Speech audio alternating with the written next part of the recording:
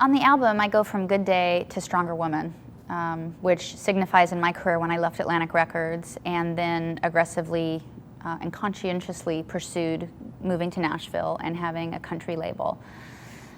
Something that really caught me off guard when I was young and getting into the music business was that the music business is set up in very specific boxes, and they're very protected, you know.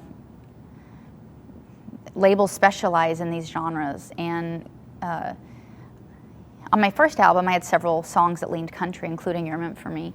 I always asked my label, I'm like, why can't we work this at country radio? And they were like, it's just not how the business works. And the more I got to know the business, it really isn't. It isn't how the business works. They're separate entities that operate separately. So it had been on my radar since the beginning and is part of who I was always. I had always written country songs. And when I got off Atlantic, it was a really good time for me to go ahead and pursue it. Not only because it's something I was always interested in, but because it's interesting. If you look at the music business, in the 90s when I came out, the biggest female acts in country music were actually quite pop. Country artists like Faith Hill and Shania Twain, but they were very produced, Mutt Lange production, very slick, killer pop hooks. And by pop, I just mean super melodic.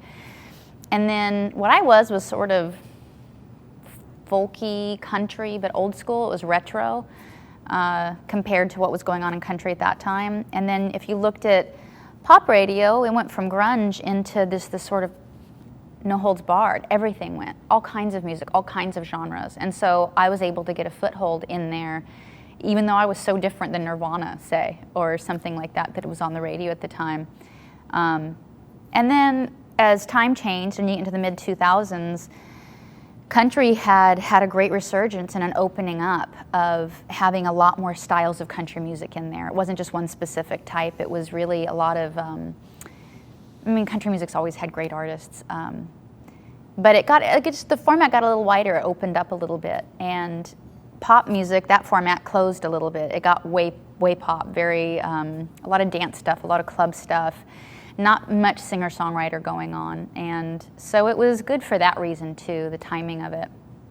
And like Dolly Parton said, she got up on stage and she got Entertainer of the Year when she had her biggest pop crossover, and she says, I'm not leaving country, I'm bringing it with me. And I think that just really speaks true to doing what's authentic and bringing who you are wherever you are. And I think for me as a songwriter, it's a given because I'm writing what I'm doing. It's personal. It's what I'm going through in my life. It's not contrived. It's not a marketing angle. It's getting to show people another aspect of myself, getting to show people another facet of myself. And to me, that's what a career is for. If you're lucky enough to be around for many years, the whole point to me is to get to keep showing new sides of yourself. Because like Benjamin Franklin said, if you're finished changing, you're finished.